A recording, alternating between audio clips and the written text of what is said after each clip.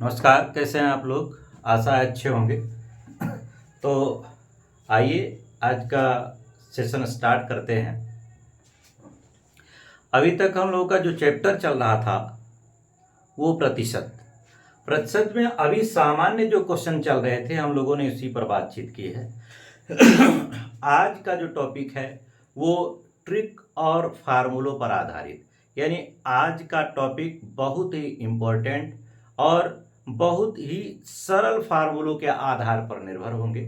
तो आप लोग निश्चित रूप से इसको ध्यान से समझिए, ध्यानपूर्वक देखिए और बातों को ध्यान से सुनिएगा, ताकि इस टाइप के जो सिंपल क्वेश्चन आते हैं सीधे फार्मूलों पर आधारित क्वेश्चन वो नहीं छूटने पाए। तो चलिए शुरू करते हैं। पहला जो टाइप है फार्मूले पर आधारित वो कुछ इस तरीके से आता है। एक टाइप का क्वेश्चन बनेगा कि किसी व्यक्ति की आय दूसरे से 20% अधिक है तो दूसरे की पहले से कितना प्रतिशत कम होगी। अगर आप ध्यानपूर्वक इस प्रश्न की बारीकी को नहीं समझेंगे तो आपको ऐसा लगेगा कि भाई एक 20% ज़्यादा है तो दूसरा 20% कम होगा, जबकि ऐसा कुछ नहीं है। क्योंकि आप लोगों ने प्रतिशत में ये समझ रखा है कि जो कुछ प्रतिशत का निर्धारण किया जाएगा वो प्राप्तांक और पूर्णांक पर आधारित होगा।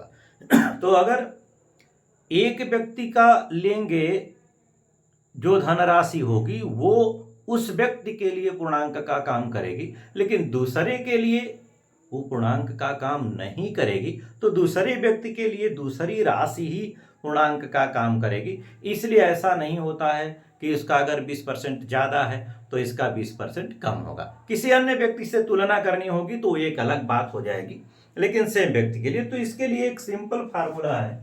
फार्मूला उसके लिए आता है स्टेटमेंट, मैं स्टेटमेंट 1 कहकर इसे कहूंगा। स्टेटमेंट 1 इसमें क्या है, इसमें एक पॉइंट आपको नोट करना है। यदि यदि ए की आय बी की आय से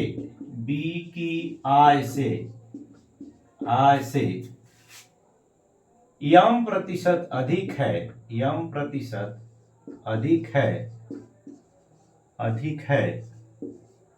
तो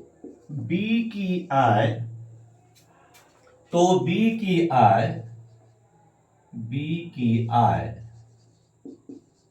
ए से कम होगी।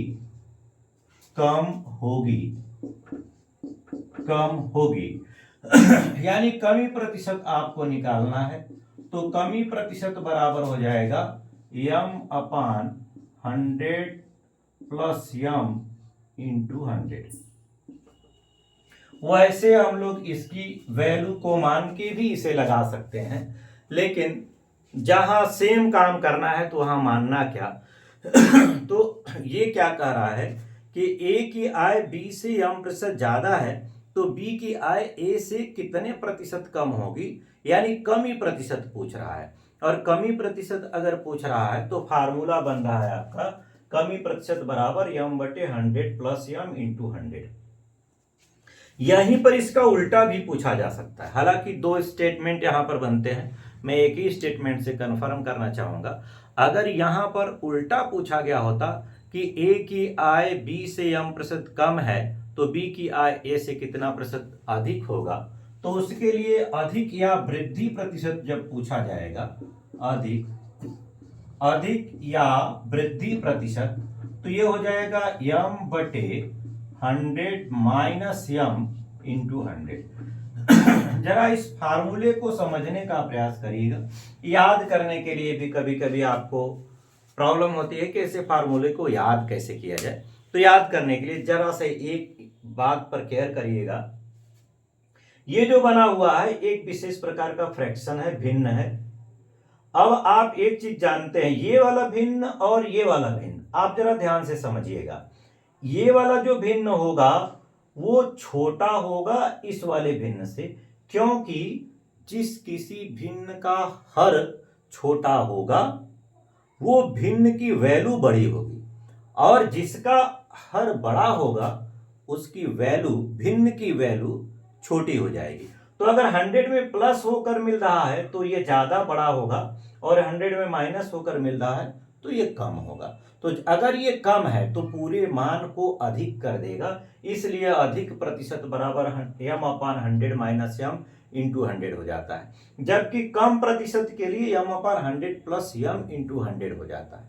या इसके विपरीत दूसरा एक तरीका भी अपना सकते हैं आप ये कह सकते हैं कि जब अधिक वाला पूछेगा तो नीचे माइनस कर देंगे, कमी वाला पूछेगा तो प्लस कर देंगे। आप ऐसा उल्टा भी सोच सकते हैं, लेकिन सही समझने का तरीका तो यही है कि फ्रैक्शन जो छोटा होगा वो छोटे वैल्यू को बताएगा, फ्रैक्शन जो बड़ा होगा वो बड़े वैल्यू को बताएगा। तो मुझे लगता है इसमें कोई दिक्कत नहीं है।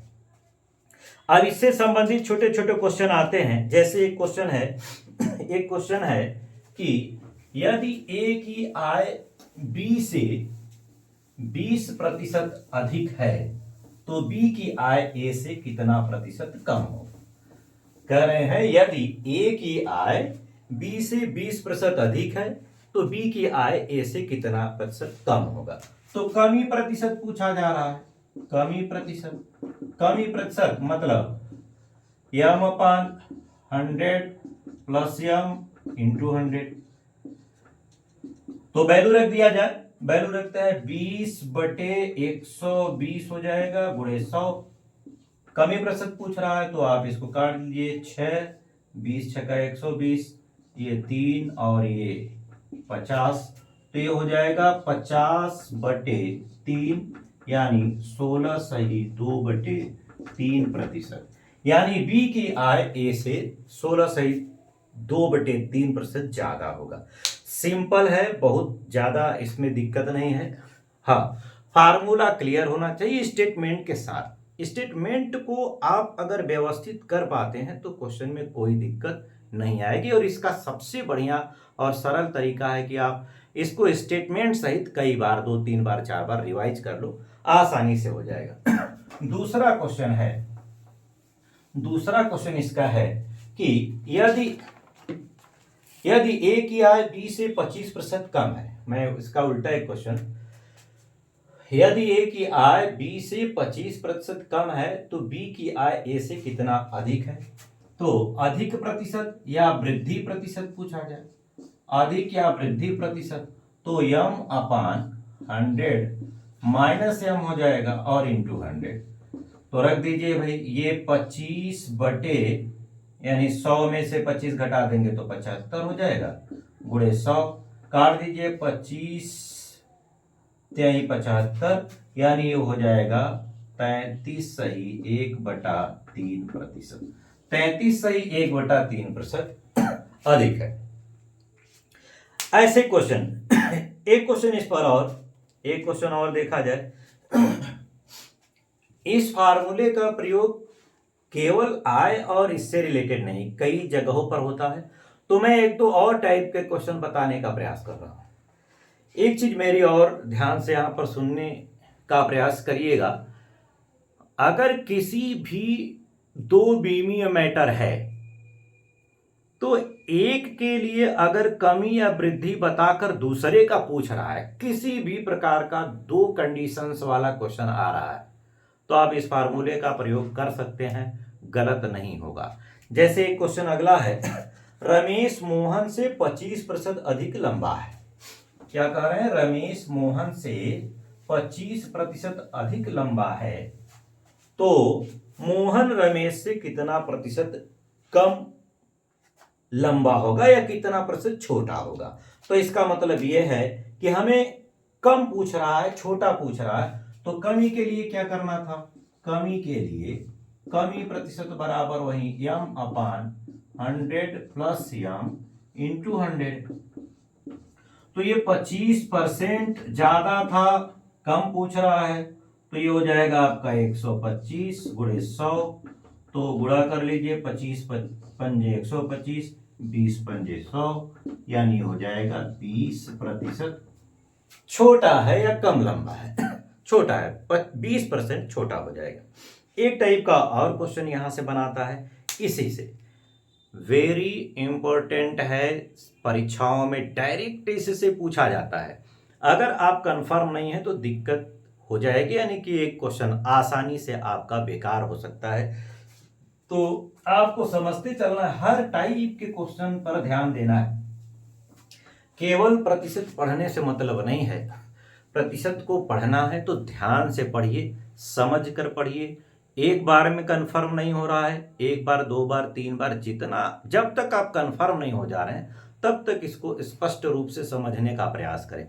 जल्दीबाजी से कोई खास इम्प्रूवमेंट नहीं मिलता है। हाँ, जैसे ही आप कंफर्म हो जाओ कि हमारा मैटर अब क्लियर है, आप स्पीड बढ़ा सकते हो, आप जल्दी जल्दी पढ़ सकते हो, आप रिवाइज करो, जल्दी जल्दी रिवाइज कर लो, ये कर सकते हैं। लेकिन पहली दूसरी बार आपको पूरे तल्लीनता के साथ ध्यानपूर्वक चीज़ों को पढ़ना होगा, क्योंकि गणित गणित का अपना एक अलग फंडा है। गणित कहता है कि तुम्हें मेरे हिसाब से चलना होगा, मैं तुम्हारे हिसाब से नहीं चल सकता। तो गणित में जितनी बातें वो डिसाइड करके दे रहा है, आपको उसी को मानकर करना होगा। आप अलग से कुछ नहीं करेंगे, अन्यथा आप फिर मिस कर जाएंगे। तो चीजों को समझते और आगे बढ़ते चलिए। चलिए अगले टाइप के इससे जो क्वेश्चन बनता है, कह रहा है चावल के मूल्य में 15% कमी होने पर कोई व्यक्ति उसके खपत में कितने प्रतिशत की वृद्धि करे कि उसका कुल खर्च अपरिवर्तित रहे। देखिए 15% की कमी, चावल है, चावल के मूल्य में 15% की कमी हो गई। वो कह रहा है कि कोई व्यक्ति कितना खर्चा उसका बढ़ा दे कि जितना पहले खर्चा होता था वो बराबर है। टोटल खर्च को अपरिवर्तित करना चाहता है। तो दो बातें यहां पर फिर से आ गई कि कमी किया तो कितना बढ़ाए, कमी वृद्धि करे, वृद्धि कमी करे, ऐसा आ रहा है। दो पॉइंट्स, दो बातें आ रही हैं। तो आपको इसी फार्मूले की मदद लेनी है और जो पूछ रहा है उसी के अनुसार फार्मूला रखना है। अब ये वृद्धि करने के लिए पूछ रहा है कि कितना खर्चा बढ़ा दे, कितना कई परसेंट बढ़ा दे। तो वृद्धि के लिए पूछा गया, तो वृद्धि प्रतिशत के लिए आपने क्या पढ़ा, पढ़ा है कि यम बटे 100 माइनस यम इंटू 100। तो बढ़ाने जा रहे हैं, बढ़ाने जा रहे हैं, तो 15% की वृद्धि हुई, ये एक 85 हो जाएगा, 85 गुणे 100 कर दिया, 5 तेई 15 और 17 पूरे 85।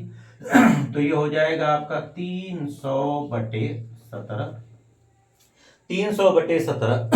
तो इसका हो जाएगा, इसे अगर सही बटे में चेंज करें तो 17 सही 11/17%। उसको अपने खर्चे बढ़ाने होंगे, 17 सही 11/17%। बात कंफर्म होनी चाहिए, क्लियर होनी चाहिए। दो तीन बातें आपको ध्यान रखनी है। इस फार्मूले को कहां प्रयोग करेंगे, इस फार्मूले को दो कंडीशंस वाले, कमी वृद्धि वाले में करना है। कुछ भी पूछेगा, चाहे आय हो, चाहे मतलब इनकम से रिलेटेड हो, चाहे अभी आपने यहाँ पर खर्च से रिलेटेड देखा, किस और चीजों को रोकेगा, दो ही चीजों के बारे में पूछेगा। और दूसरी बात इंपॉर्टेंट क्या थी कि कमी पूछ रहा है कि वृद्धि पूछ रहा है। कमी के लिए कमी वाला फार्मूला, कमी के लिए कमी मतलब नीचे ज्यादा होना चाहिए, हर ज्यादा होना चाहिए, प्लस वाला। और वृद्धि के लिए बड़ा, बड़े के लिए नीचे हर जो होगा वो छोटा होगा, यानी माइनस वाला लगा। आप उसे याद करने के अपने तरीके से कर सकते हैं। इसी टाइप का जो क्वेश्चन है, इसका एक टाइप से और पूछता है। वो कहां पूछ लेता है, वो जैसे आपने क्षेत्रफल से संबंधित क्वेश्चन पढ़े होंगे। अब इसमें भी जैसे आयत है, वर्ग होगा और वृत्त भी हो सकता है, तो उसमें एक को रोक के दूसरे में ही परिवर्तन करके बात करेगा। जैसे एक क्वेश्चन पूछा गया है इससे कि किसी आयत की चौड़ाई में 10% कमी कर दी जाती है, तो उसकी लंबाई में कितने प्रतिशत की वृद्धि की जाए कि कुल क्षेत्रफल अपरिवर्तित रहे। कह रहा है किसी आयत की चौड़ाई में 10% कमी कर दी जाए तो उसकी लंबाई में कितने प्रतिशत वृद्धि कर दी जाएगी कि आयत का क्षेत्रफल अपरिवर्तित रहे। तो देखिए क्षेत्रफल में परिवर्तन की बात नहीं कर रहा है, लेकिन लंबाई और चौड़ाई में कमी या वृद्धि की बात कर रहा है। तो आप फार्मूला लगाइए, क्या पूछा है, लंबाई में कितने प्रतिशत की वृद्धि की जाए। तो फिर से वृद्धि, वृद्धि प्रतिशत निकालना है। फार्मूला था 100 माइनस m इंटू 100। बढ़ाने के लिए हर छोटा होना चाहिए, बढ़ाने के लिए हर छोटा होना चाहिए, हर छोटा होने का मतलब 100 माइनस m हो जाएगा। अब यहाँ पर कितना कमी की गई थी 10, तो 10/90 हो जाएगा और गुणे 100 कर दिया तो एक जीरो कैंसिल, ये 11 सही 1/9%, 11 सही 1/9%। अब ऐसा किसी भी क्षेत्रफल के लिए ये पूछ सकता है, तो आप जिसमें दो विमाएं हो, एक बढ़ाकर एक घटाए या एक घटाकर एक बढ़ाए, तो आप इसका प्रयोग कर सकते हैं। तो मुझे लगता है इस टाइप के फार्मूले में आपको प्रॉब्लम नहीं होनी चाहिए। अगर प्रॉब्लम हो रही है तो आप वीडियो रिवाइज करो, फिर से देखो, क्लियर हो जाएगा, कोई दिक्कत नहीं है। इतना आसान और इतने आसानी से बात कही गई है, मुझे नहीं लगता कि कोई दिक्कत होना चाहिए। दूसरा दूसरे टाइप का क्वेश्चन S2 यानी स्टेटमेंट 2। दूसरे टाइप के स्टेटमेंट में क्या होगा? दूसरे टाइप के स्टेटमेंट में होगा, यहां एक तरफ से कमी या वृद्धि की बात कर रहा है, अब अगले वाले में दो तरफ से कहा जा सकता है। क्या कहा जा सकता है? जैसे कह दे कि किसी वस्तु के मूल्य में, किसी वस्तु के मूल्य में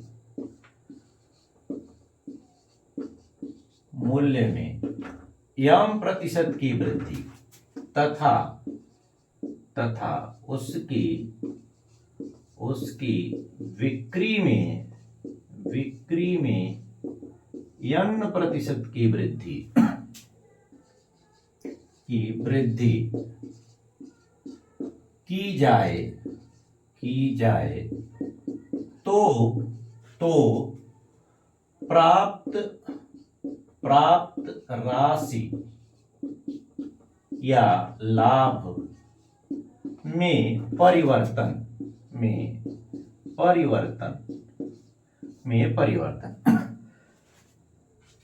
कोई वस्तु है, उसके बिक्री में भी मूल्य में भी वृद्धि हो गई, उसके बिक्री में भी वृद्धि हो गई।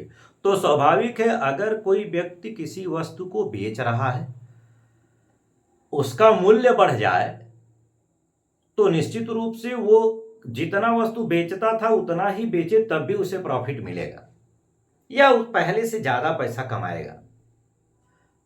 और अगर उसकी संख्या भी बढ़ जाए, कि उसकी संख्या भी ज्यादा हो गई बेचने की, पहले 50 बेच रहा था, अब 70 बेचने भी लगा और मूल्य में भी वृद्धि हो गई, तो निश्चित रूप से उसका जो लाभ परिवर्तन है या पैसे जो उसने बेचकर प्राप्त किए वो ज्यादा हो जाएगा, बढ़ जाएगा। इसका उल्टा भी सही है, दाम कम हो जाए और वस्तु कम हो जाए, घट जाए, तो दुगने स्पीड से, या कई क्लियर नहीं है दुगना, मैंने कुछ ज्यादा ही ऐसा होगा कि वो कम हो जाएगा। तो इसलिए इस टाइप के लिए फार्मूला जो बनता है वो मैं बोल रहा हूं, इसको मैं बोलता हूं परिवर्तन प्रतिशत जो होगा वो m+n+mn/100। इसे प्राय mn फार्मूला भी कहा जाता है mn फार्मूला भी कहा जाता है। कई जगह लोग XY लिखते हैं, कई जगह PQ लिखते हैं, ज्यादातर लोग mn लिखते हैं, तो ये mn फार्मूला इसे आप कह सकते हैं। mn फार्मूला ये बड़ा ही काम का फार्मूला है, इसका प्रयोग कई जगह होता है, कई जगह मिलेगा। अभी हम लोग आगे जो टॉपिक्स पढ़ते चलेंगे तो उसमें आप देखेंगे कि ढेर सारे जगहों पर इस फार्मूले का यूज होगा, लेकिन जगह जगह पर इसका जो कंडीशन होगा वो उस कंडीशन के अनुसार अपने इस वैल्यू को, यानी अपने स्थानिक वैल्यू को वो परिवर्तित करके ही दिखाएगा। चलिए, तो फिलहाल ये प्रतिशत के लिए है mn फार्मूला, यानी परिवर्तन प्रतिशत बराबर m+n+mn/100। यहां पर एक दो बातें अगर सही से समझ ली जाए तो 3-4 फार्मूले और याद करने से बच जाएंगे। मेरी बात ध्यान से सुनिएगा, समझिएगा।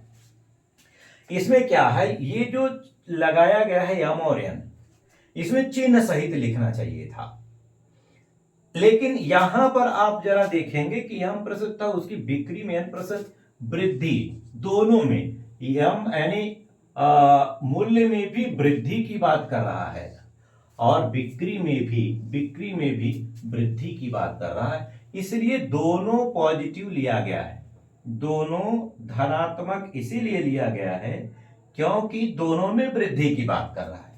मतलब यह है कि अगर वृद्धि के लिए बात करेगा, वृद्धि के लिए तो चिन्ह प्लस लिया जाएगा, और अगर कमी के लिए बात किया जाएगा, कमी के लिए तो चिन्ह माइनस लिया जाएगा। और इसको सॉल्व करने के बाद हल कर लिया जाए, और हल करने के बाद अगर हल पॉजिटिव आ रहा है तो वृद्धि माना जाएगा, वृद्धि माना जाएगा, और अगर नेगेटिव आए तो कमी माना जाएगा। अगर इतनी बात कंफर्म है तो 3 और फार्मूले से आप बच सकते हैं। तो मुझे नहीं लगता इसमें कोई बहुत बड़ी बात है या कोई जादू करना है, सामान्य बात है भाई। वृद्धि के लिए प्लस होता ही है, कमी के लिए माइनस होता ही है, और हल करने के बाद अगर धनात्मक वैल्यू आ गई तो मतलब प्लस होगा, यानी वृद्धि हो जाएगी, और ऋणात्मक वैल्यू आ रही है तो कमी हो जाएगी, माइनस हो जाएगी। ये सब कुछ नया नहीं है, और मुझे लगता है बात समझ में भी आ रही है। दो तरफा कंडीशन चलेगा तो हम ये फार्मूला लिखेंगे। आइए इस पर आधारित क्वेश्चन देखें,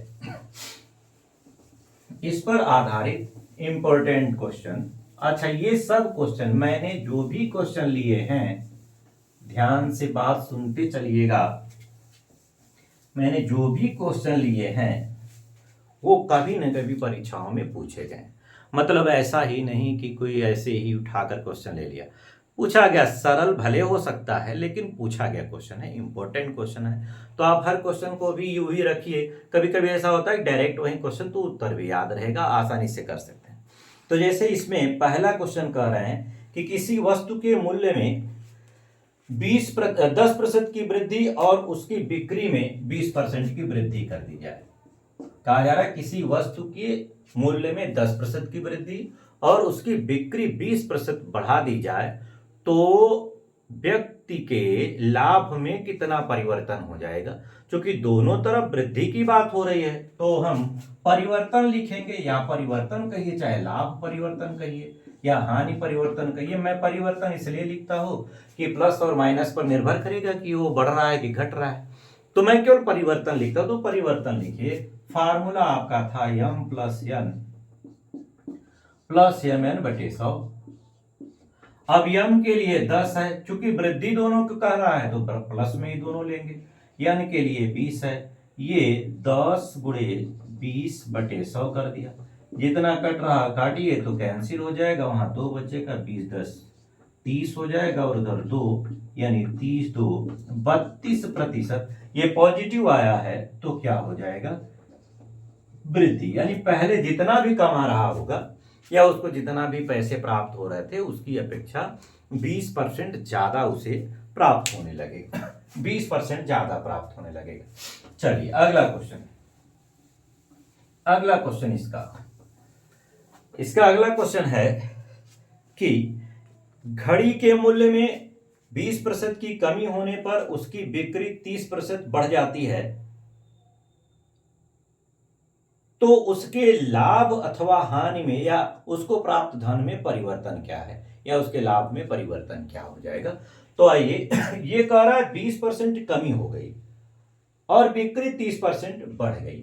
मतलब परिवर्तन की बात करें अगर हम, परिवर्तन प्रतिशत, तो फार्मूला तो वही लिखेंगे, m plus n plus mn बटे 100, फार्मूला हम वही लिखेंगे। तो परिवर्तन क्या करना था भाई, परिवर्तन ये हुआ है कि 20% कमी जो कह रहा है, कमी वो है 20%, और वृद्धि में क्या कह रहा है, वृद्धि में कह रहा है 30%। तो आप जरा देखिएगा, कमी के कारण ऋणात्मक लेना पड़ेगा और वृद्धि के कारण धनात्मक लेना पड़ेगा। तो पहला वाला जो है माइनस ले लेंगे 20, दूसरा वाला प्लस 30 ले लेंगे। प्लस लिखिए, चिन्ह सहित लिखिए, बाद में गुणा भाग करके आप सही कर दीजिएगा, बाद में गुणा भाग करके सही करिएगा, नहीं तो कभी कभी यहीं पर ये लिखने पर डिस्टर्ब हो जाता है। कोई दिक्कत नहीं है, आप चाहे जैसे करें लेकिन मैं सिस्टमेटिक करने का प्रयास करता हूं ताकि आपकी आदत कंफर्म हो। एक निश्चित रूट से चलते हुए अगर कोई कार्य किया जाएगा तो गलत होने की संभावनाएं एकदम कम हो जाती हैं। जल्दीबाजी में किया गया काम या माइंड सेट नहीं है, ऐसे कर लिया आपने तो गड़बड़ हो सकता है। अपने दिमाग को एक निश्चित वे में सेट करके काम करेंगे तो गलत होने के चांसेस कम होते जाते हैं। तो चलिए अब ये क्या हो जाएगा, मैं ये प्लस में तो डायरेक्ट माइनस करके +10 कर ले रहा हूं। अब ये तो 2 जीरो कटी जा रहा है, 3 दूना 6 हो जाएगा, माइनस प्लस का गुणा होके माइनस हो जाएगा, तो -6 हो गया। कुल मिला के 4 प्लस में आया है, तो ये क्या हो जाएगा, ये हो जाएगा वृद्धि। यानी 20% कमी होने और 30% बिक्री बढ़ने में भी उस व्यक्ति को 4% का प्रॉफिट हो जाएगा।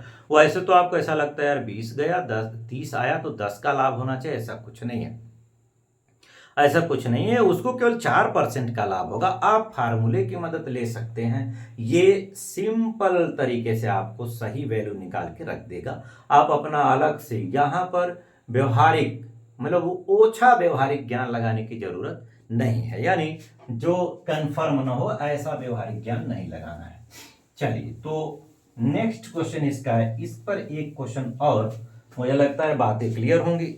और अगर कहीं ऐसा हो कि आपको समझ में कम आ रहा होगा तो कुछ भी नहीं करना है, केवल वीडियो को रिवाइज करो, क्लियर 1-2 बार देख लेंगे, बात मेरी ध्यान से सुन लीजिएगा तो कंफर्म होगा, उसमें कोई दिक्कत नहीं आएगी।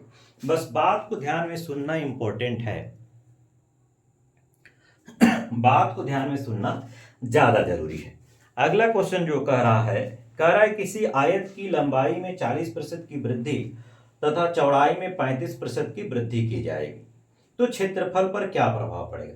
अभी देखिए पिछले वाले में क्षेत्रफल को अपरिवर्तित करने की बात कर रहा था और एक में कमी एक में वृद्धि कर रहा था।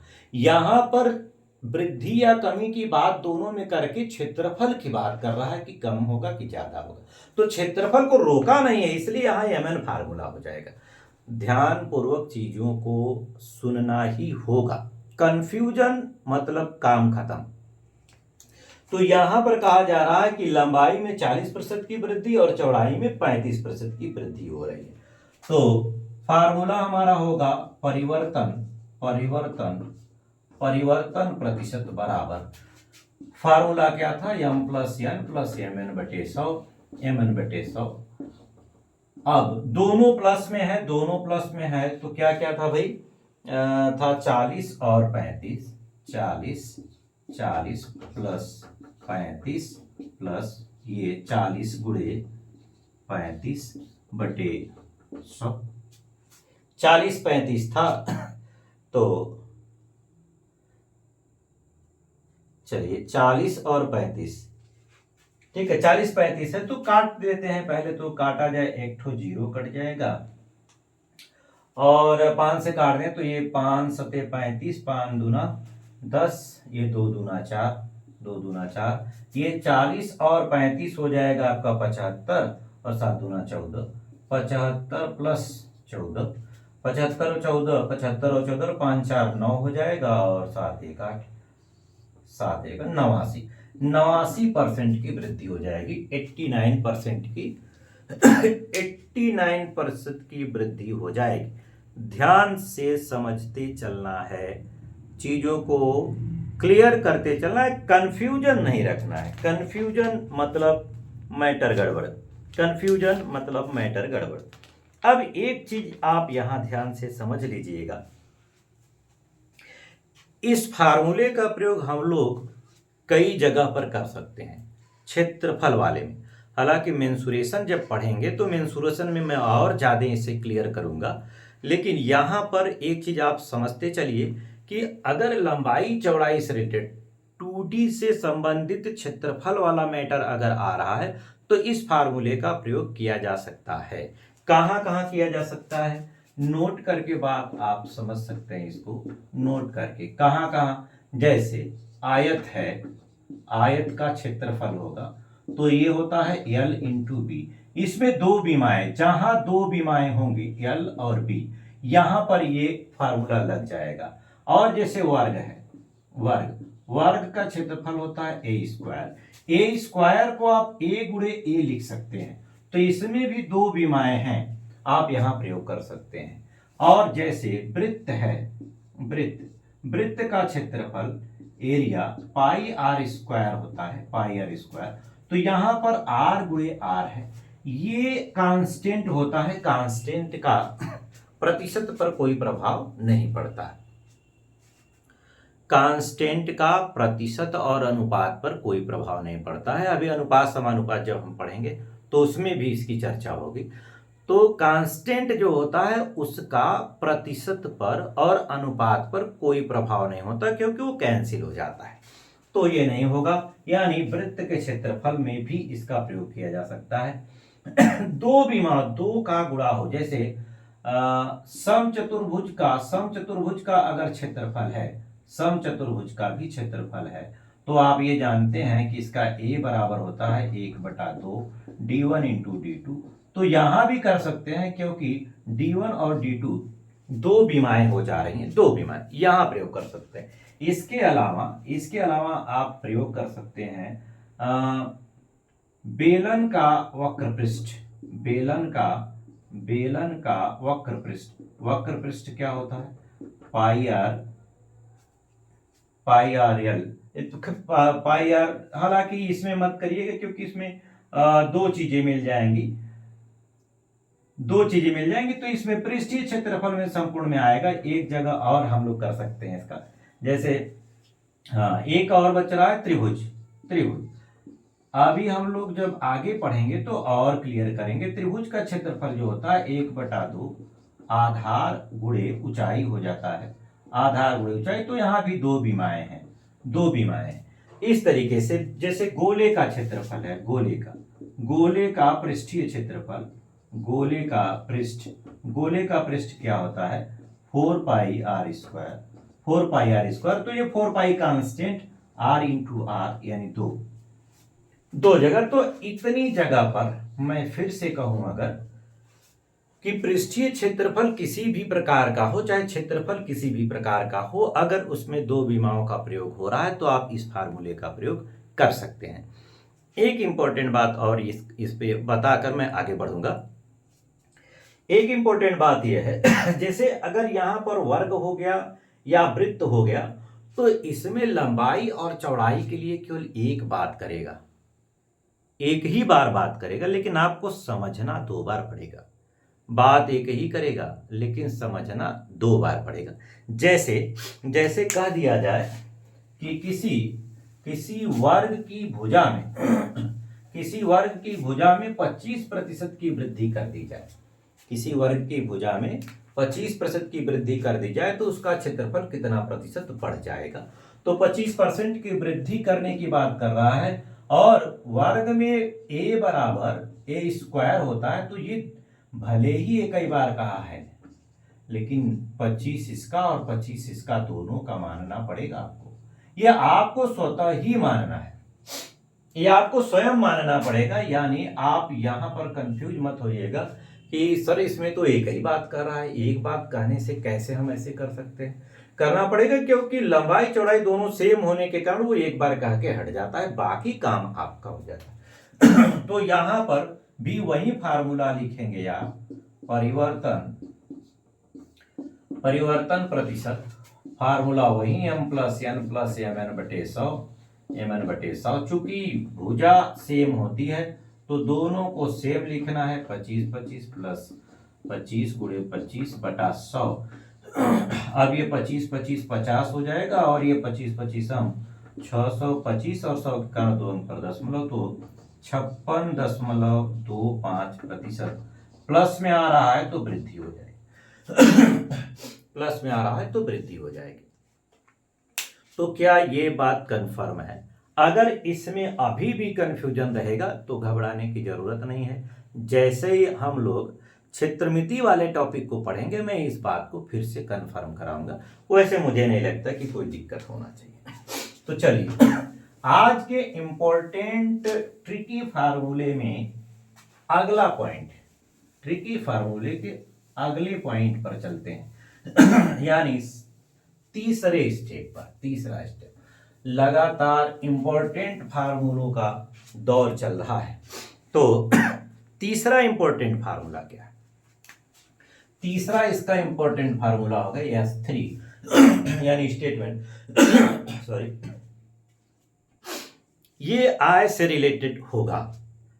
आय से संबंधित दो तरह के क्वेश्चन बनते हैं, दो इंपॉर्टेंट टाइप के क्वेश्चन बनते हैं, वैसे तो और भी बनते हैं लेकिन डायरेक्ट फार्मूले से रिलेटेड। इसमें क्या है, एक टाइप, पहले टाइप की बात अभी मैं करने जा रहा हूं। इसमें कहा जा रहा है यदि कोई व्यक्ति अपनी आय का, यदि कोई व्यक्ति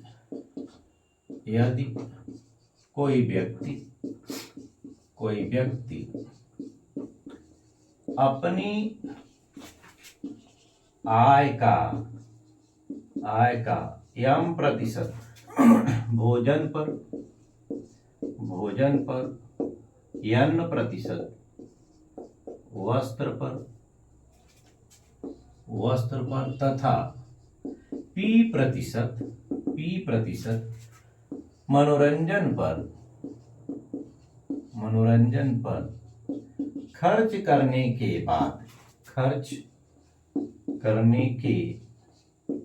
बाद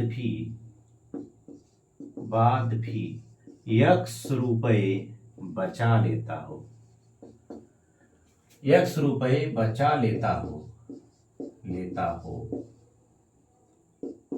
तो उसकी कुल आय आई से हम लोग लिखेंगे आई, इनकम आई बराबर हो जाएगा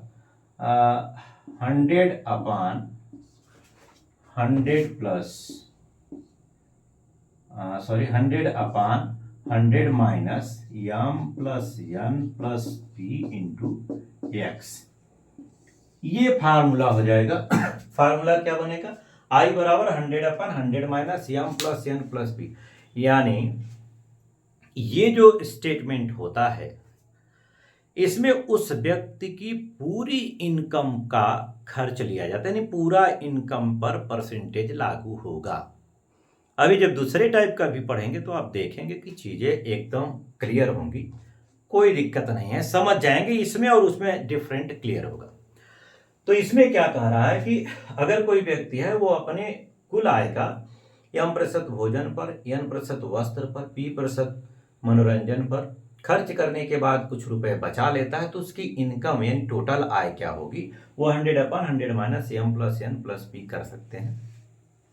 या तो अलग अलग निकाल के जोड़ के फिर जो बचा हुआ है उसको भी जोड़ दीजिए। तो प्रोसेस थोड़ा सा बड़ा होगा, लेकिन हम पढ़ने क्या आज उतरे हुए हैं, हम पढ़ने उतरे हैं ट्रिकी फार्मूले, डायरेक्ट फार्मूले पर कैलकुलेशन करके चीजों को समझना है। तो अब इस पर आधारित जो क्वेश्चन होंगे, जैसे एक क्वेश्चन है इस पर कि रमेश अपनी कुल आय का m% भोजन पर, रमेश अपनी कुल आय का m% भोजन पर, सॉरी ये तो प्रश्न है, प्रश्न को समझिए। रमेश अपनी आय का 20% भोजन पर, 30% वस्त्र पर, 20% मनोरंजन पर, 20% भोजन पर, 20% भोजन पर, फिर 30% वस्त्र पर और 20% मनोरंजन पर खर्च करने के बाद भी बचत कितने का कर रहा है, 9,000 रुपए की बचत कर रहा है। बचत कर रहा है वो 9,000 रुपए की, 9,000 रुपए बचा है। तो पूछ रहे हैं कि इसकी कुल आय क्या है, इसकी कुल इनकम क्या है। तो आई बराबर 100/100 माइनस m+n+p प्लस में और इंटू एक्स। तो मैं यहां रख दे रहा हूं 100/100 माइनस, सारे इन सब को जोड़ना है, 20 10 30 सॉरी 20 30 50 और 20 70 यहां आ गया 70 इंटू 9,000। तो ये हो जाएगा 100/70 घट गया तो 30 हो गया गुणे 100। तो आप ये 9,000 तो आप काट दिए 30 × 90 यानी 300 तो कुल मिला के गुणा कर दिया जाए तो आ गया 30,000 रुपए। तो रमेश की कुल इनकम कितनी हो गई? 30,000 रुपए हो जाएगी। सारे खर्चों को माइनस करके 9,000 रुपए बचा ले रहा था, तो 70% तो टोटल खर्चा कर दिया उसने। 70% खर्चा कर दिया, बचा कितना? 30%। आप ऐसे भी सिंपल कर सकते हैं कि यदि 30% 9,000 रुपया है बचत, भाई 20 70% तो खर्चा हो गया, बचा हो गया केवल 30%। 30% ही तो 9,000 है। अगर 30% 9,000 है तो 100% कितना होगा? आप ऐसे भी निकाल सकते हैं, डायरेक्ट फार्मूले में लगा सकते हैं। दूसरा क्वेश्चन इसका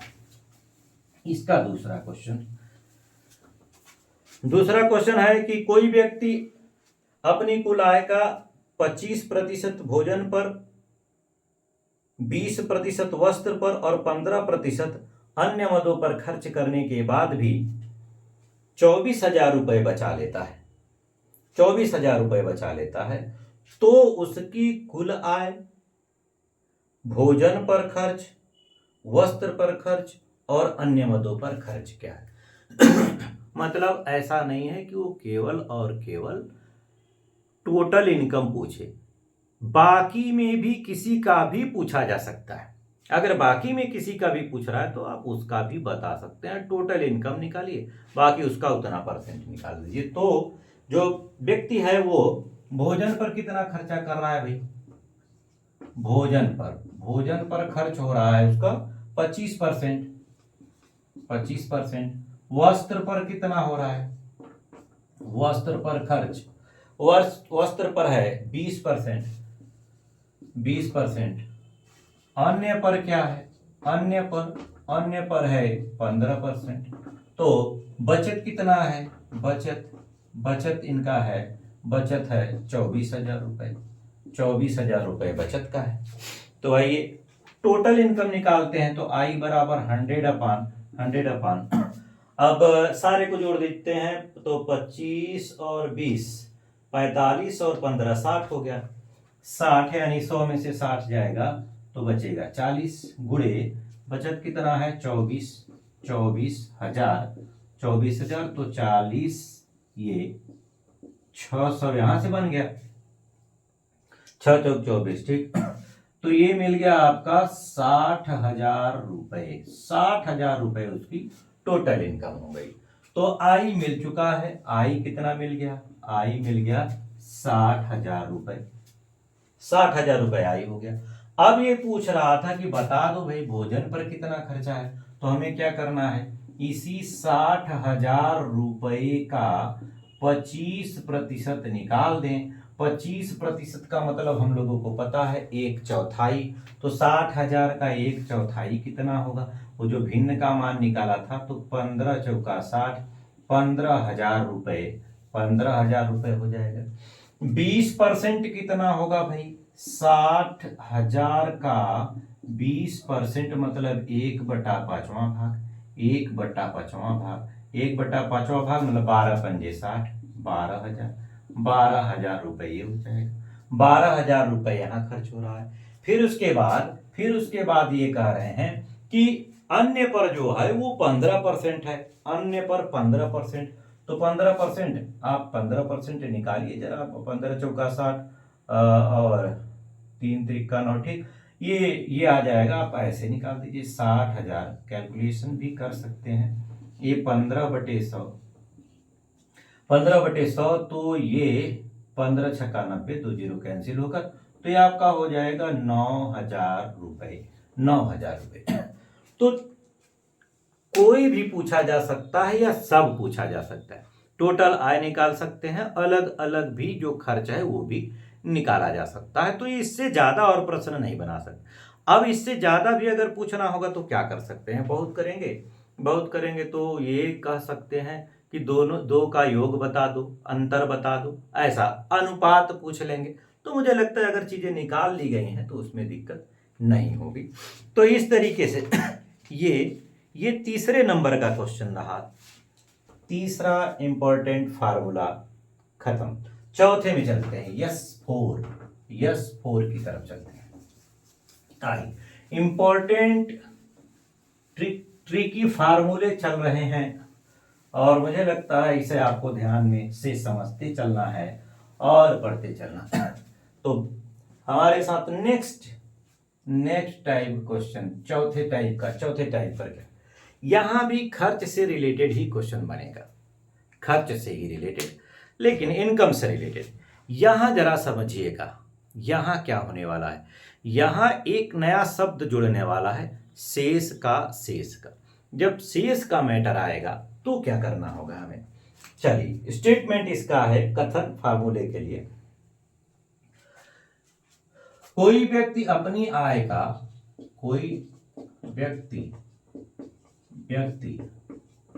अपनी कुल आय का यम प्रतिशत भोजन पर, शेष का यही इंपॉर्टेंट बात है, शेष का n प्रतिशत वस्त्र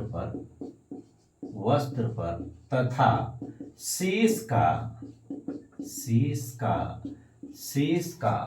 p प्रतिशत मनोरंजन पर खर्च करने के बाद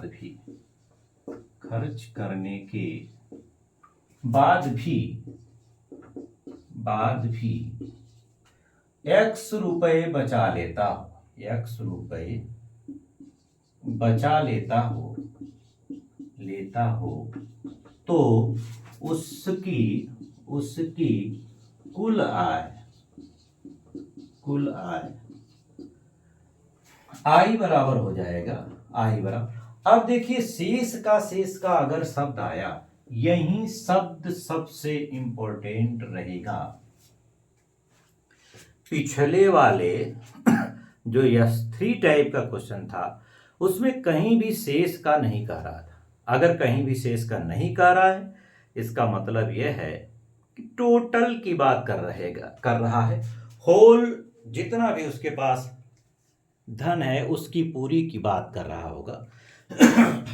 लेकिन शेष का अगर शब्द आ गया तो अब यहां पर पहली बार खर्च करने के बाद जो धन बचा है उस पर बात करेगा, फिर शेष का कहेगा तो उतने में से टोटल खर्च करने के बाद अब जो बचा रहेगा उसकी बात करेगा। तो इंपॉर्टेंट बात यहां पर शेष का है, शेष का।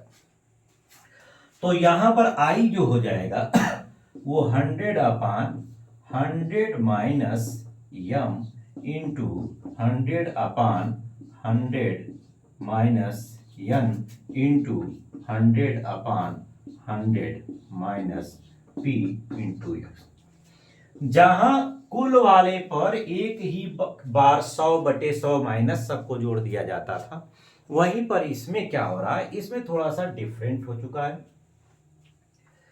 इसमें हर बार हर एक टॉपिक के लिए अलग 100/- माइनस लगना है, तो दूसरे में डिफरेंट ये बता रहा है, ये शेष का शब्द। तो मुझे लग रहा है इस टाइप वाले क्वेश्चन में भी आपको दिक्कत नहीं आनी चाहिए। तो चलिए इस पर जो क्वेश्चन बनते हैं, इंपॉर्टेंट क्वेश्चन, परीक्षाओं में पूछे गए क्वेश्चन, इंपॉर्टेंट और परीक्षाओं में पूछे गए क्वेश्चन, यहां से भी अगर मैं कहूं कि उसी तरीके के क्वेश्चन पूछे जा सकते हैं जैसे पहले में पूछा गया, बस फर्क इतना होगा कि इसके हल करने का तरीका थोड़ा सा चेंज होगा। तो आप देखिए जरा, इसका एक क्वेश्चन जो दिया जा रहा है, क्वेश्चन है कि सुभाष अपनी आय का 20% भोजन पर, शेष का 40% वस्त्र पर और शेष का 50% अन्य मदों पर खर्च करने के बाद भी 24,000 रुपए बचा लेता है। तो क्या क्या कर रहा है भाई, भोजन पर जो खर्च हो रहा है, भोजन पर वो खर्च हो रहा है, वो खर्च है 20%। शेष का जो भी बचा होगा 20% खर्च करने के बाद शेष का वस्त्र पर कितना परसेंट? 40%। 40%। फिर शेष का जो शेष बच गया होगा उस शेष का अन्य मदों पर कितना परसेंट? 50% खर्चा हो रहा है। बचत कितना हो रही है? बचत हो रहा है 24,000 रुपए। 24,000 रुपए की बचत हो रही है। क्योंकि शेष का शब्द आया है तो हर बार हमें अलग अलग 100/100 माइनस करना होगा। तो इसकी इनकम आई बराबर जो हो जाएगी 100/100 minus 20 into 100/100 minus 40 into 100/100 minus 50 और इंटू 24,000 जो बचा हुआ है। अब अगर इसको कैलकुलेट कर लें तो 100/80 हो गया, ये 100/60 हो गया और ये 100/50 हो गया और ये गुणे 24,000 हो गया। कट पीट कर लेते हैं 1 2 3 3 0 कैंसिल 1 2 3 और 8 3 24 8 3 24 3 दूना 6 5 दूना 10 1 0 कैंसिल। तो पैसा कितना हो गया? इनकम हो गई 1,00,000 रुपए इनकम है। उस व्यक्ति की कुल इनकम कितनी हो गई? 1,00,000 रुपए हो गई। कुल इनकम व्यक्ति की 1,00,000। तो दूसरा एक और क्वेश्चन, इस पर एक क्वेश्चन और, कुछ भी नहीं है, केवल 1 2 3 बार रिवीजन की जरूरत है यदि आप पहली बार पढ़ रहे हैं। यदि पहली बार पढ़ रहे हैं तो 2-3 बार रिवीजन की बात। एक क्वेश्चन और। अब ये कह रहा है, दूसरा क्वेश्चन इंपॉर्टेंट, कि रमेश अपनी कुल आय का 30% भोजन पर कितना खर्चा कर रहा है? भोजन पर खर्च है 30%। शेष का वस्त्र पर 40%। शेष का वस्त्र पर 40% और शेष का अन्य पर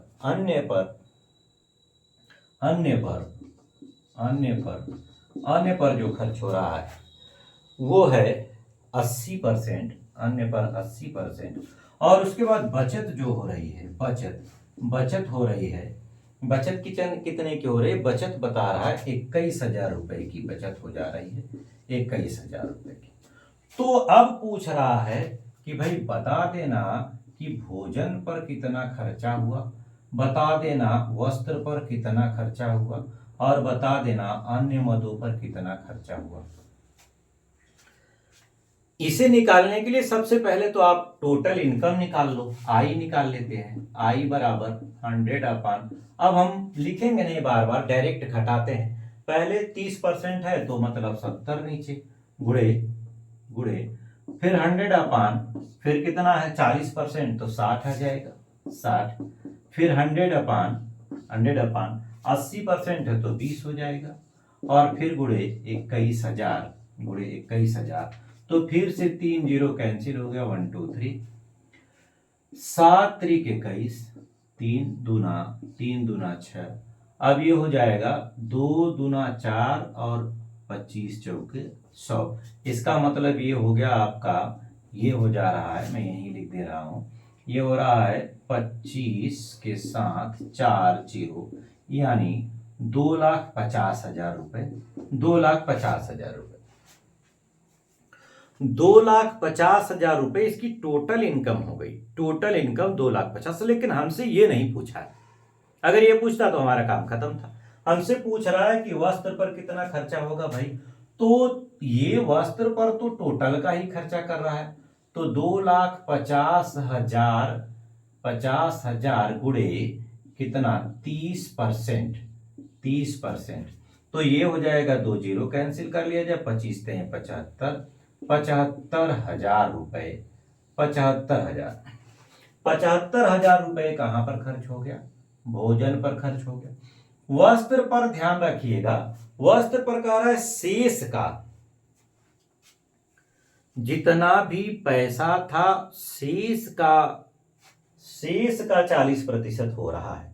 शेष का 40% मतलब 2.5 लाख में से 75,000 घटाना पड़ेगा। 75,000 अगर घटा देंगे तो बचेगा, शेष जो बचा होगा, शेष, ये शेष है, ध्यान रखिएगा, शेष है 1,75,000 रुपए शेष है। इसमें से माइनस करके लाना होगा, यानी 75,000 माइनस करेंगे तब ये वाला आएगा, शेष आएगा। शेष का कितना परसेंट है? 40%। तो 40/100 कर दिया, 2 जीरो तो कैंसिल हो गया, सॉरी 2 जीरो ही केवल कैंसिल करना है, 2 जीरो। अब इसका 175 चौके जो हो जा रहा है वो ये हो जाएगा 17 चौका 52 और 5 चौक 20, कुल मिला के कितना हो जा रहा है भाई? गुणा किया जाए तो मुझे लग रहा है कि 70,000 रुपये हो जाएंगे। 70,000, ठीक है, ठीक ठीक ठीक ठीक, 70,000। कैलकुलेशन करके देख लिया जाए, 70,000। आप गुणा भी कर सकते हैं, गुणा करना है तो आप ऐसे कर लो, 4 पंजे 20 हो गया, और 4 सत्ते 28 और 2 30 हो जाएगा, और 4 एकम 4 3 7 हो जाएगा, और 2 ठो जीरो और 2 जीरो। तो 70,000 रुपये कहाँ खर्च हो गया? वस्त्र पर जा रहा है, वस्त्र पर जा रहा है 70,000। अभी अन्य मदों पर निकालना है। तो अब शेष कितना बचेगा? अब जो शेष बचा होगा 70,000, इसमें से घटा दें तो मुझे लग रहा है शेष बचा होगा 1,70,000 निकल गया तो 1,05,000 रुपए, 1,05,000 रुपए अभी और बचा होगा। तो इसका 1,05,000 रुपए, 1,05,000 रुपए का कई परसेंट चाहिए? 80% चाहिए, 80%। तो ये 2 जीरो कैंसिल हो रहा है, गुणा कर दीजिए तो हो जाएगा 8 पंजे 40 की जीरो, हासिल कितना हो गया? 4, और ये 4 ही रहेगा, ये 4 ही हो जाए, और 8 एक कम 8, 84,000 रुपए, 2 जीरो और 84,000 रुपए ये खर्च हो जाएगा। तो क्या बात कंफर्म हो रही है? या तो यहां वापस उल्टा भी चल सकते हैं। उल्टा कैसे चल सकते हैं? ये लास्ट में क्या कह रहा है कि 80% खर्च किया होगा, उसके बाद 21,000 रुपए बच रहा है, मतलब ये 20% बचा होगा अंतिम का। अगर 20% अंतिम का 21,000 है तो 20% का मतलब 5वां भाग है, ये 5वां भाग है। तो 4 भाग और होगा जो इसके ऊपर खर्चा होगा अन्य वाले पर। 80% अगर खर्चा हो गया तो बचा कितना? 20% ही बचा। तो 20% अगर 21,000 रुपया है तो 20 को 21,000 कहेंगे तो 80 को कितना? 20 चौक 80, तो 21 चौक 84, 84,000 रुपए हो जाएंगे। तो मुझे लगता है इसमें बहुत बड़ी बात नहीं है। अगर यहां पर थोड़ी कंफ्यूजन समझ में आ रही हो तो एक बार फिर से रिपीट कर लीजिएगा, क्लियर हो जाएगा। तो हम लोग इंपॉर्टेंट फार्मूलों पर संबंधित क्वेश्चनों को पढ़ रहे हैं। लगातार इंपॉर्टेंट फार्मूले पर आधारित क्वेश्चन चल रहे हैं, निश्चित रूप से चीजें समझ में आ रही हैं। अब हम लोग S5 टाइप पर चलते हैं। S5 टाइप पर अगले टाइप का जो क्वेश्चन बनता है यहां पर S5 टाइप पर, S5 बने रहिए। आज हम लोग सारे जो प्रतिशत पर डायरेक्ट फार्मूलों पर रिलेटेड फार्मूले हैं, सॉरी क्वेश्चंस हैं, डायरेक्ट फार्मूले पर क्वेश्चन आते हैं, उनको पढ़ रहे हैं और आज इसका काम खत्म करने वाले हैं हम लोग। तो S5 टाइप में क्या बनता है? इसमें जो बनेगा वो पूछा जाता है जनसंख्या पर आधारित क्वेश्चन। जनसंख्या पर आधारित क्वेश्चन कि अगर किसी नगर की वर्तमान जनसंख्या कुछ दी गई है और उसमें अलग अलग समय में अलग अलग परिवर्तन हो रहा है तो कुछ विशेष समय के बाद टोटल जनसंख्या कितनी हो जाएगी। अब एक चीज आ सकता है इसमें लगातार जनसंख्या में वृद्धि भी हो सकती है, कमी भी हो सकती है, कमी और वृद्धि भी हो सकती है। तो कुछ खास नहीं, फिर वही कमी और वृद्धि का जो माइंड में आपकी चीजें चल रही हैं वही रखना है, यानी कमी के लिए माइनस, वृद्धि के लिए प्लस। तो यहां पर एक स्टेटमेंट बनता है S5 टाइप में, क्या बनता है कि यदि किसी नगर की वर्तमान जनसंख्या, यदि किसी नगर की वर्तमान जनसंख्या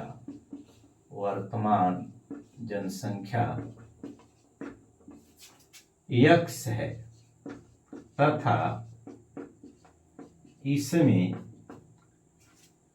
पहले वर्ष m% की वृद्धि, अगले वर्ष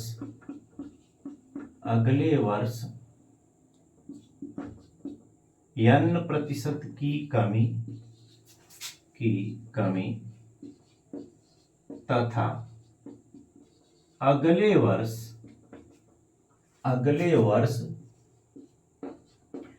p% की वृद्धि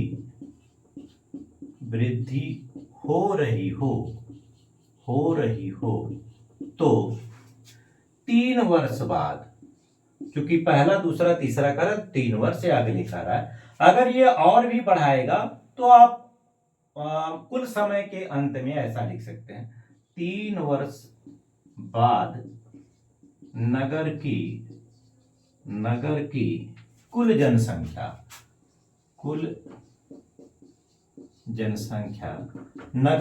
जनसंख्या बराबर हो जाएगा, ये पहली बार वृद्धि तो 100 प्लस करके लिखेंगे, या x इंटू कर देते हैं, x से शुरू हो रहा है तो पहले वृद्धि हो रहा है, तो हम लोग जानते हैं अगर वृद्धि है तो प्लस करके 100% है, ये है वो, उसमें m% बढ़ रहा है तो 100 प्लस m, तो 100 प्लस m अपान 100 इंटू 100 माइनस m, क्योंकि कमी कहा है तो कमी कर दिया, अगली बार क्या कह रहा है, फिर से वृद्धि कर रहा है तो हम वृद्धि कर लेंगे, बटे 100 लिख लिया। अभी इंटू चाहे पहले लिख दीजिए चाहे बाद में लिख दीजिए, चाहे पहले लिखिए चाहे बाद में लिखिए, कोई फर्क नहीं पड़ता। तो नगर की जनसंख्या में बता रहा है पहले वर्ष m% की वृद्धि, अगले वर्ष या दूसरे वर्ष n% की कमी, अगले वर्ष p% की वृद्धि, और वर्तमान जनसंख्या दिया हुआ है तो 3 वर्ष बाद कितनी जनसंख्या होगी। यहां पर 3 टाइप के क्वेश्चन बन जाते हैं, कमी और वृद्धि से रिलेटेड, केवल वृद्धि से रिलेटेड, और उल्टा कह सकते हैं केवल कमी से रिलेटेड, या एक टाइप का और बनाता है कि वर्षों की संख्या निर्धारित कर दे। यहां तो एक वर्ष मैं ले रहा हूं, 2 वर्ष 3 वर्ष 4 वर्ष, अगर ऐसा कहेगा तो केवल कुछ खास नहीं करना है, उतनी ही वृद्धि रिपीटेड कर दीजिए, कोई दिक्कत नहीं होगी। तो चलिए इस पर रिलेटेड क्वेश्चन, तो क्वेश्चन पहला इसका इंपॉर्टेंट क्वेश्चन, पहला क्वेश्चन हम लोग चल रहे हैं S5 टाइप में, पहला क्वेश्चन, S5 टाइप में पहला क्वेश्चन क्या है, ये कह रहा है कि किसी नगर की वर्तमान जनसंख्या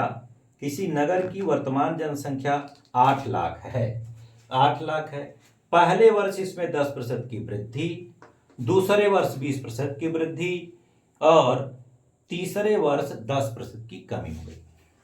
क्या क्या हो रहा है, पहले वर्ष 10% की वृद्धि, दूसरे वर्ष 20% की वृद्धि, तीसरे वर्ष 10% की कमी, तो जितना वर्ष उतना वृद्धि कमी लगातार करते चलेंगे। तो जो जनसंख्या होगी 3 वर्ष बाद जनसंख्या होगी, वो वर्तमान जनसंख्या कितना है, 8 लाख है। पहले साल 10 बढ़ा तो 110% हो जाएगा, ये हम लोग शुरू से ही कंफर्म हो चुके हैं। अगर दूसरे वर्ष 20% बढ़ा तो जो भी रहा होगा उसका 120%, ये टोटल एक माना जाए तो उसका 100%, 120% हो गया, 10% 20% बढ़ गया। अगली बार 10% कम हो गया तो ये 90 रह जाएगा, क्योंकि जो भी राशि आई होगी या जो भी संख्या आया होगा उसका 10% कम हुआ तो 90% बच जाएगा। कैलकुलेशन करना बाकी है, तो 1 2 3 4 5 6 0, तो 1 2 3 4 5 और 1 0 यहां से ले लेते हैं, 6 0। पूरा गुणा कर लिया जाए, अगर पूरा गुणा कर लिया जाए तो ये कितना आ जाएगा, ये आ जाएगा 9,50,400। कैलकुलेशन करना आपका काम है। 9,50,400, 50,400 कितना आ जाएगा। अब जनसंख्या क्या हो जाएगी, 9,50,400 हो जाएगी। कैलकुलेशन आप कर लीजिएगा, गुणा कर सकते हैं, कोई दिक्कत नहीं। इस पर आधारित अगला क्वेश्चन, दूसरा क्वेश्चन क्या है। दूसरा क्वेश्चन कह रहा है किसी कस्बे की जनसंख्या 8,000 है, इसमें प्रथम 2 वर्षों में 10% की वृद्धि हो रही है। प्रथम 2 वर्षों में 10% की वृद्धि, यानी पहले वर्ष और दूसरे वर्ष में 10% की वृद्धि हुई। फिर कह रहा है तथा अंतिम वर्ष 20% की वृद्धि होती है।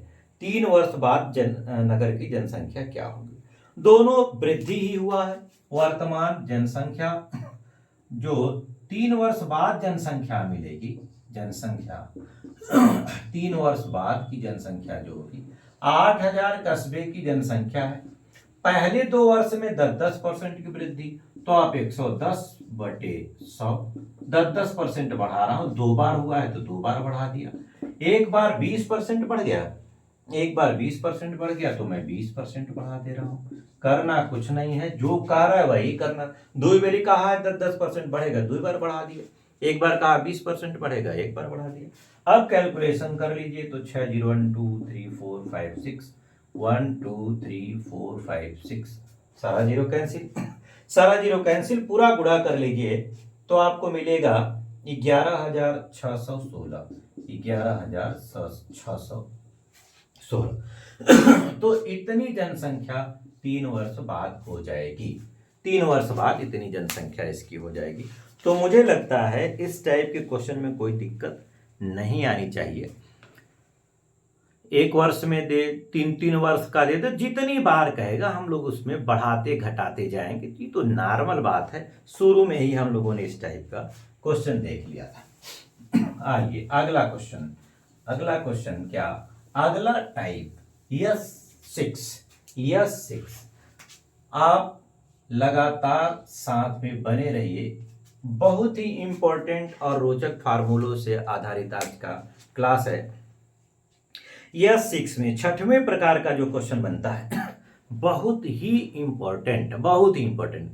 इसमें कह रहा है यदि किसी वस्तु के मूल्य में m% की वृद्धि या कमी होने पर x रुपए में y किग्रा वस्तु कम या अधिक खरीदी जा सके। ये कह रहे हैं ये कहा जा रहा है यदि किसी वस्तु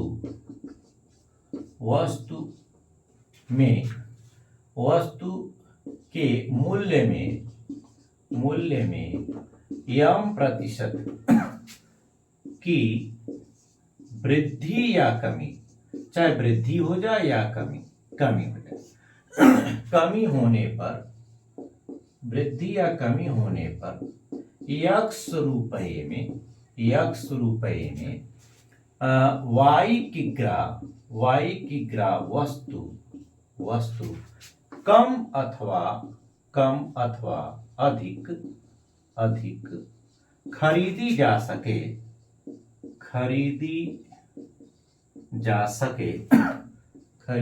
सके तो नया मूल्य, तो वस्तु का जो नया मूल्य होगा वो हो जाएगा m/100 into x/y। Very important, बहुत ही इंपॉर्टेंट क्वेश्चन इस टाइप का बनता है। कह रहे हैं अगर किसी वस्तु के मूल्य में m% की वृद्धि हो जाए या कमी हो जाए तो x रुपए में y किग्रा वस्तु कम खरीदी जा सकती हो या अधिक। भाई अगर दाम बढ़ जाएगा तो कम खरीदेंगे, दाम घट जाएगा तो अधिक खरीद लेंगे। खरीदी जा सके तो नया मूल्य, यानी जितने में पहले था उससे बदल कर जो नया मूल्य आया है वो क्या हो जाएगा, हो जाएगा नया मूल्य m/100 इंटू x/y। तो इस टाइप के क्वेश्चन भी बड़े इंपॉर्टेंट क्वेश्चन होते हैं। इस पर जो क्वेश्चन है, 1-2 क्वेश्चन देखा जाए महत्वपूर्ण क्वेश्चन, बहुत ही महत्वपूर्ण क्वेश्चन। एक बात और यहां पूछा जा सकता है कि अगर नया मूल्य मिल गया तो पुराना मूल्य क्या होगा। जो पुराना मूल्य है, पुराना मूल्य वो क्या होगा। अगर पुराना मूल्य पूछा जा रहा है तो एक इंपॉर्टेंट बात यहां से आप समझ सकते हैं क्या, जो नया मूल्य बन के आएगा, नया मूल्य वो निश्चित रूप से पुराना मूल्य, पुराना मूल्य गुणे जो भी परसेंट कमी या वृद्धि हुई होगी 100 प्लस माइनस यम बटे 100 से हो जाएगा। क्या ये बात कंफर्म है। जो नया मूल्य आया होगा वो पुराने मूल्य में ही तो वृद्धि या कमी से आया है। तो आप पुराना मूल्य जब पूछेगा तो ऐसा कर सकते हैं, नया मूल्य बराबर पुराना मूल्य इंटू 100 प्लस माइनस एम बटे 100। अगर इसको क्रॉस मल्टीप्लाई कर लेंगे तो यही चीज हो जाएगा, यही चीज हो जाएगा पुराना मूल्य बराबर आप लिख लेंगे नया मूल्य इंटू 100 अपान 100 प्लस माइनस एम। तो ये फार्मूला, ये वाला फार्मूला सटीक मिलके आ जाएगा। तो दोनों बातें पूछी जाती हैं, या तो नया मूल्य पूछ लेगा या तो पुराना मूल्य पूछ लेगा। तो दोनों पूछा जा सकता है। आइए इससे संबंधित कुछ क्वेश्चन देखे जाए। इंपॉर्टेंट क्वेश्चन, इससे रिलेटेड इंपॉर्टेंट क्वेश्चन इससे रिलेटेड। बार बार मैं कह रहा हूं, जो भी चीजें यहां मैं आपको बता रहा हूं या जो क्वेश्चन मैं ले रहा हूं वो सारे क्वेश्चन परीक्षाओं से रिलेटेड हैं या परीक्षाओं में आए हुए हैं। तो ऐसा कोई भी क्वेश्चन है, इजी है लेकिन आया हुआ है तो इंपॉर्टेंट बना रहेगा, सारे क्वेश्चंस इंपॉर्टेंट। तो ये कह रहे हैं चावल के मूल्य में 20% कमी होने पर कोई व्यक्ति 400 रुपए में 4 किग्रा अधिक खरीद पाता है। तो नया मूल्य क्या होगा, नया मूल्य क्या हो जाएगा। कह रहे हैं कि जब चावल के मूल्य में 20% कमी हो गई तो 20/100 करेंगे, 20/100 गुणे कई सौ रुपए, कितना पैसा लेकर गया था 400 रुपया, कितना ज्यादा कम खरीदा 4 खरीदा। अब कटपीट कर लीजिए, 2 ठो जीरो कैंसिल हो गया, 4 पंजे 20 तो 5 चौक 20, 20 रुपए नया मूल्य आएगा, 20 रुपए नया मूल्य है। क्या हम यहां से पुराना मूल्य भी निकाल सकते हैं, बिल्कुल निकाल सकते हैं। पुराना मूल्य क्या हो जाएगा, पुराना मूल्य बराबर नया मूल्य गुणे 100/100, क्योंकि ये कमी की बात कर रहा है तो माइनस यम लिख दीजिए। फार्मूला अभी लिख रहे हैं तो माइनस यम से ये आ जाएगा। चलिए क्या हो जाएगा भाई, पुराना मूल्य, नया मूल्य कितना आ गया है, नया मूल्य है आपका 20, तो 20 गुणे 100/20% कम हुआ था 80, तो ये हो जाएगा 20 चौक 80 और 4 25 यानी 25 रुपए पुराना मूल्य 25 रुपए, नया मूल्य 20 रुपए। तो दोनों चीजें हम लोग इससे निकाल सकते हैं। अगला क्वेश्चन इसका है, एक और क्वेश्चन उसके बाद यस 6 खत्म। एक और क्वेश्चन मात्र, जहां आपको बात समझ में नहीं आई होगी, बस आपको करना क्या है, आप केवल एक बार रिवाइज कर लेना, वीडियो को रिपीट कर लीजिएगा, क्लियर हो जाएगा। अगला क्वेश्चन है, सेब के मूल्य में 30% वृद्धि होने पर कोई व्यक्ति 720 रुपए में 5 किग्रा सेब कम खरीद पाता है। सेब के मूल्य में 30% वृद्धि हो गई और कोई व्यक्ति 720 रुपया लेकर गया था लेकिन 5 किग्रा उसने सेब कम खरीदा। तो इस स्थिति में नया और पुराना दोनों मूल्य निकालना है। तो पहले हम लोग नया निकालते हैं। नया मूल्य बराबर m/100, फार्मूला हमारा था m/100 इंटू कितना पैसा लेकर गया था, कितना ज्यादा या कम खरीदा, तो ये 30/100 हो गया, गुणे 720 रुपया लेकर गए थे, 5 की गिरा कम खरीदे, 12120 कैंसिल हो गया। सॉरी, कहीं गड़बड़ हो रहा है। 720 रुपया लेकर गए थे, बटे 100 ये कट गया, 3 30 2 0 कैंसिल हुआ। ठीक है, सॉरी एक चीज गड़बड़ हो रहा है, ये केजी जो है वो 3 की गिरा है, सॉरी उसमें थोड़ा सा देख लीजिएगा, 3 की गिरा। तो हालांकि 5 भी आता तो हम लोग कर ही सकते थे, उसमें दिक्कत नहीं है। लेकिन 3 की गिरा दिया हुआ, 3 से 3 काट लेते हैं, बचा कितना भाई, बचा हुआ है 72 रुपए, पूरे 72 रुपए।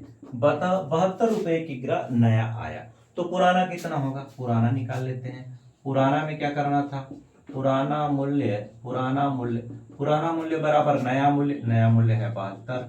100 बटे कितना ज्यादा हुआ था, वृद्धि हुई थी कि कमी हुई थी? वृद्धि हो रही है, तो वृद्धि हुआ था 30%, तो ये हो जाएगा 130 हो जाएगा।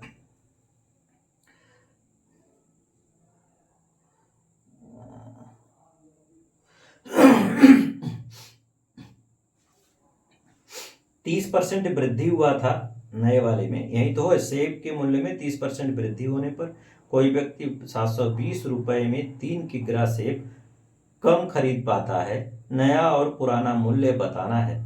तो ठीक है, नया मूल्य 72 हो गया, और पुराने मूल्य में 30% वृद्धि हुआ था। ठीक है, कट पीट किया जाए, तो कट किया जाए तो ये कट गया। आ रहा है 720/13, तो 13 पूरे 65, 13 पूरे 65, 5 आया, बचा कितना 7 70, 13 पूरे 65, 5 बचा कितना भी 13 पूरे 65, 72 है तो 5 2 7 हो गया, 70 फिर हो गया, 13 पूरे 65, 5 बच गया, तो 55 सही 5/13, 55 सही 5/13 रुपए। 55 सही 5/13 रुपए पुराना मूल्य था, नया मूल्य कितना था, 72 रुपया हो गया। तो क्योंकि दाम बढ़ गया तो ये पुराना मूल्य है, पुराना मूल्य, और नया मूल्य 72 रुपया है, नया मूल्य 72 रुपया। तो मुझे लग रहा है पूरे के पूरे जितने भी यस यानी कि स्टेटमेंट के आधार पर मैंने क्वेश्चन बताए, लगभग 6 टाइप के क्वेश्चन मैंने बताए, और सारे के सारे फार्मूलों पर आधारित क्वेश्चन, ट्रिकी फार्मूले थे। मुझे लगता है सारी बातें समझ में आई होंगी। इसके बाद यहाँ से हम लोग प्रतिशत के चैप्टर को ख़त्म करते हैं। इसके बाद एक और बड़ा वीडियो लेकर आएंगे, जिसमें लगभग 40 से 50 इम्पोर्टेंट क्वेश्चन प्रतिशत के होंगे, जो हिट क्वेश्चन होंगे, सीधे परीक्षाओं में पूछे गए होंगे। हाँ, लेकिन इसके लिए जब भी एक मौका मुझे मिलता है, बड़े बड़े एक वीडियो के साथ आपके पास इम्पोर्टेंट क्वेश्चनों का कलेक्शन होगा। वो मेरे द्वारा ढूंढे गए 40 से 50 हिट और इम्पोर्टेंट क्वेश्चन, जो थोड़ा थोड़ा क्रिटिकल भी हो सकते हैं और इम्पोर्टेंट भी हैं, क्रिटिकल भी इम्पोर्टेंट भी, उस टाइप के क्वेश्चन को हम लोग एक किसी स्पेशल वीडियो में लेकर आएंगे। आज के बाद ये चैप्टर को हम यहीं रोकेंगे। नेक्स्ट जो नेक्स्ट टॉपिक होगा वो भी वेरी इंपॉर्टेंट टॉपिक होगा। अगला जो हमारा वीडियो होगा वो अनुपात और समानुपात पर हो, सॉरी लाभ हानि से शुरू करते हैं। अनुपात समानुपात को नहीं, लाभ हानि से शुरू करते हैं। तो लाभ हानि भी आप जानते हैं वेरी इंपॉर्टेंट क्वेश्चनों में से एक है। तो अगला जो वीडियो आएगा वो होगा लाभ और हानि पर। बस आज के लिए इतना।